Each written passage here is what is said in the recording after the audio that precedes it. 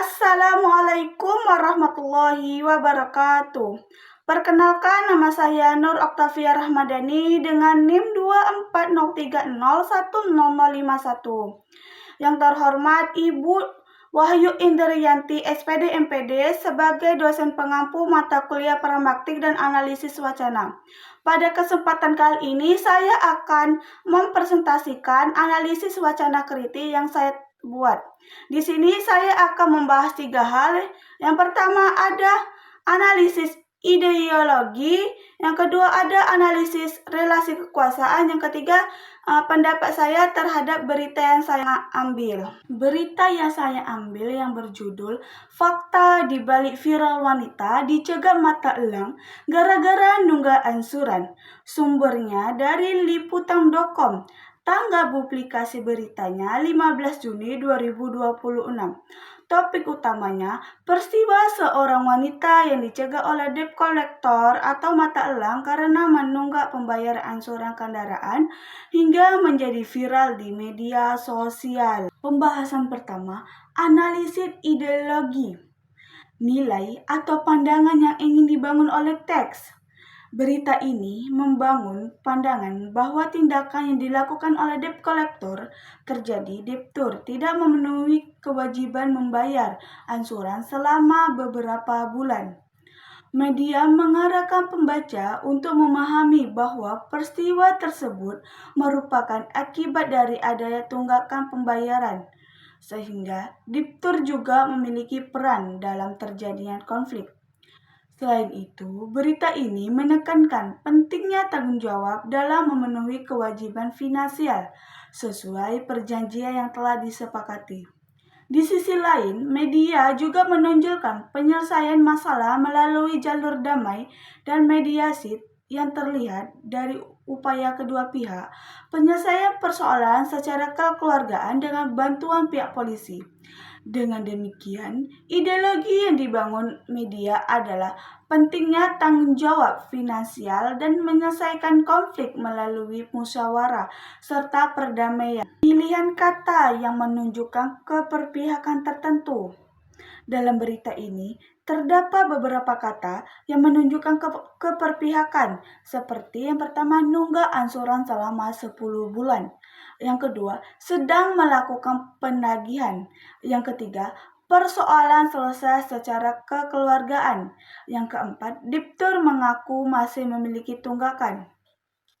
Kata nunggak memberi kesan bahwa kesalahan utama berada pada debtur, sedangkan istilah melakukan penagihan membuat tindakan debt collector terdengar lebih netral. Sementara itu, ungkapan selesai secara kekeluargaan menunjukkan bahwa konflik telah berakhir secara damai.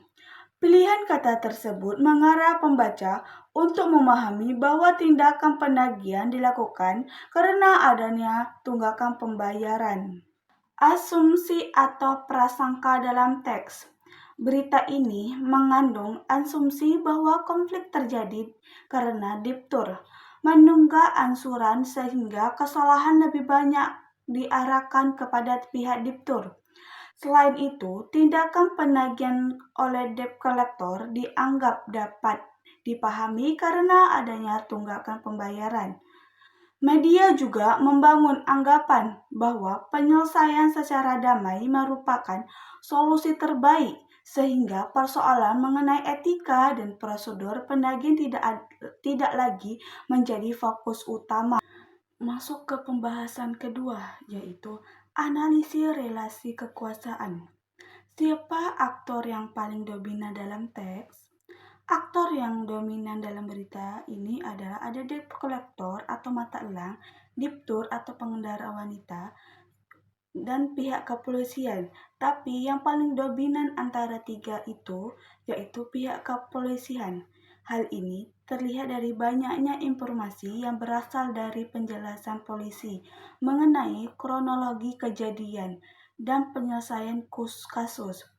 Kepolisian memiliki kekuasaan untuk menjelaskan peristiwa kepada publik dan menentukan narasi yang dianggap benar, karena sudut pandang polisi menjadi lebih berpengaruh dalam membentuk pemahaman pembaca.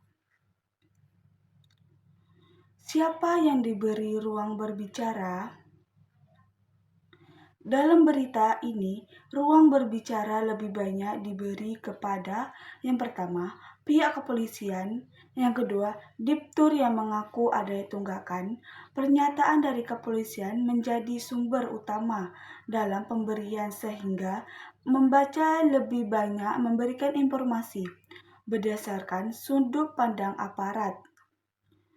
Siapa yang tidak diberi ruang berbicara? Pihak yang tidak banyak diberi ruang berbicara yaitu yang pertama ada debt collector yang melakukan penagihan.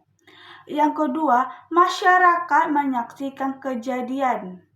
Yang ketiga, ahli hukum atau pakar pelindungan khusus.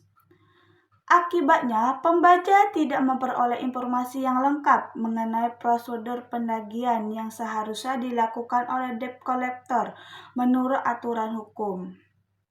Kelompok mana yang diuntungkan atau dirugikan? Kelompok yang diuntungkan, yang pertama, perusahaan pembiayaan. Yang kedua, debt collector. Pemberitaan menegaskan bahwa adanya tunggakan menjadi alasan utama terjadinya penagihan sehingga posisi perusahaan pembiayaan terlihat lebih dapat dipahami oleh masyarakat. Kelompok yang dirugikan. Yang pertama, diptur atau pengendaraan wanita. Karena berita menonjolkan informasi mengenai tunggakan angsuran, masyarakat dapat memandang bahwa wanita tersebut adalah pihak yang bersalah. Hal ini dapat memengaruhi citra dan penilaian publik terhadap dirinya. Pembahasan ketiga, pendapat saya dalam berita tersebut. Apakah berita tersebut objektif? Menurut saya, berita ini cukup objektif karena membuat fakta mengenai ada tunggakan angsuran dan proses penyelesaian di kantor polisi. Namun, berita ini lebih banyak menampilkan sudut pandang kepolisian, sehingga keseimbangan informasi masih dapat diperdebatkan. Apa dampaknya terhadap masyarakat? Dampaknya itu yang pertama, masyarakat menjadi lebih memahami persoalan penagihan kredit. Yang kedua, menimbulkan diskusi mengenai etika penagihan oleh debt collector. Yang ketiga, meningkatkan kesadaran masyarakat untuk memenuhi kewajiban pembayaran angsuran tepat waktu. Bagaimana seharusnya media menyajikan isu tersebut?